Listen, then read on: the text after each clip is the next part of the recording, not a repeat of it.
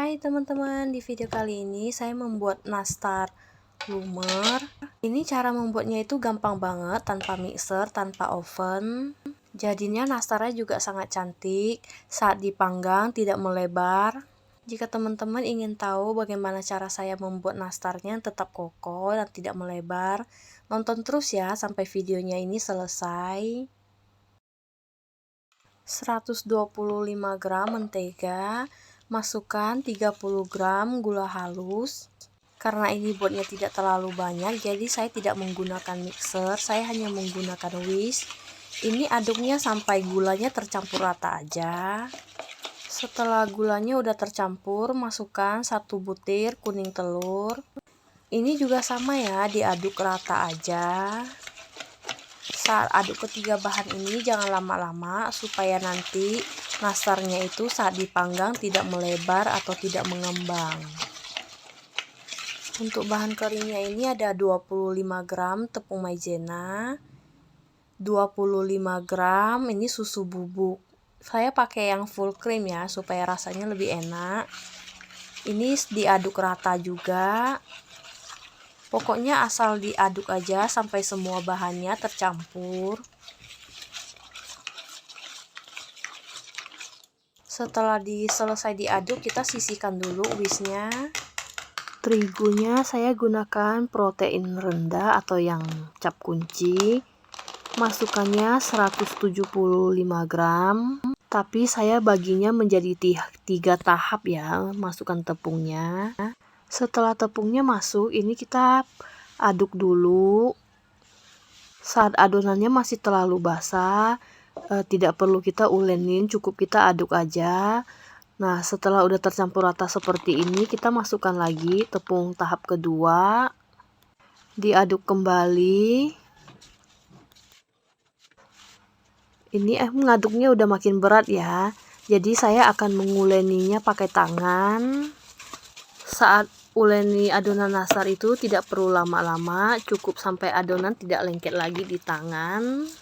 Jika terlalu lama diuleni, dia akan bantet ya. Nanti hasil nastarnya itu akan menjadi keras. Nah, saya uleninya sampai seperti ini ya, udah tidak lengket lagi di tangan atau udah bisa dibentuk. Ambil sendok untuk cetakan nastar. Untuk ukurannya teman-teman sesuaikan selera aja ya. Kalau kali ini saya membuat yang agak gede. Beri isian. Lalu ini akan kita tutup rapat. Kemudian kita bulatkan terlebih dahulu. Baru kemudian agak dilonjongkan supaya nanti saat dijepit itu mirip daun. Nah, ini cara saya jepit nastar daunnya ya. Jika teman-teman mau ikutin caranya, silakan. Untuk kulit nastar dan isiannya itu tidak saya timbang ya, karena saya menggunakan sendok takar. Itu udah sama rata kok besarnya. Untuk kulitnya saya menggunakan sendok yang 15 mili. Sedangkan untuk isiannya yang 7,5 mili. Setelah selesai kira-kira seperti ini ya bentuknya. Langsung kita susun ke dalam teflon. Jika teman-teman ingin manggang gunakan oven, bisa masukkan langsung ke loyang. Jika panggang nastarnya menggunakan teflon, itu usahakan pakai api kompor yang paling kecil ya, supaya nanti matangnya itu sempurna. Jika gunakan oven, itu gunakan suhu 140 derajat.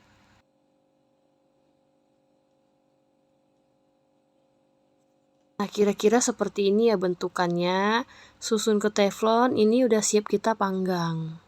Panggang nastarnya ini gunakan api yang paling kecil dan jangan lupa ditutup. Ini dipanggang selama 45 menit.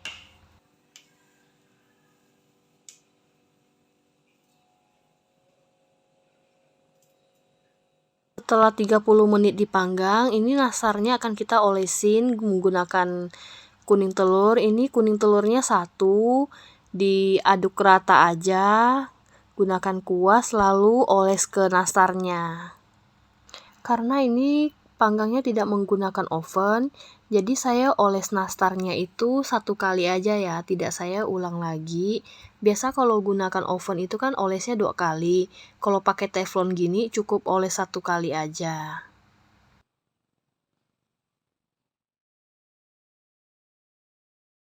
Setelah selesai dioles, ini kita panggang kembali selama 15 menit.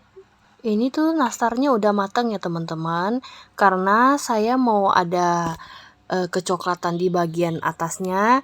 Jadi nastarnya ini posisinya saya balik ya. Pelan-pelan aja ya saat balikin nastarnya ini, karena nastarnya ini masih panas jadi agak sedikit rapuh. Setelah diterbalikkan seperti ini, kita panggang kembali selama 10 menit. Apinya sama ya, gunakan api yang paling kecil. Nah, ini setelah 10 menit dipanggang nastarnya. Nah, kira-kira seperti ini ya teman-teman. Udah dipanggang 10 menit. Bagian atasnya juga udah kecoklatan. Ini nastarnya akan kita dinginkan ya. Nah, cantik banget kan nastarnya teman-teman. Ini nastarnya itu tetap kokoh dan tidak melebar ya saat dipanggang. Susun ke dalam toples nastar yang udah dingin. Di suhu ruang, nastarnya ini bisa tahan 3-4 minggu ya. Jika dimasukkan ke dalam kulkas, bisa tahannya sampai berbulan-bulan. Oh ya, untuk resep selai nanasnya udah pernah saya share ya teman-teman. Ini nastarnya itu enak banget ya teman-teman. Ditambah lagi selai nastarnya yang asam manis, sedikit renyah namun lumer di mulut. Jika teman-teman ingin mencobanya, ikutin step by stepnya ya teman-teman. Dijamin gak akan gagal. Selamat mencoba dan semoga berhasil. Bye-bye.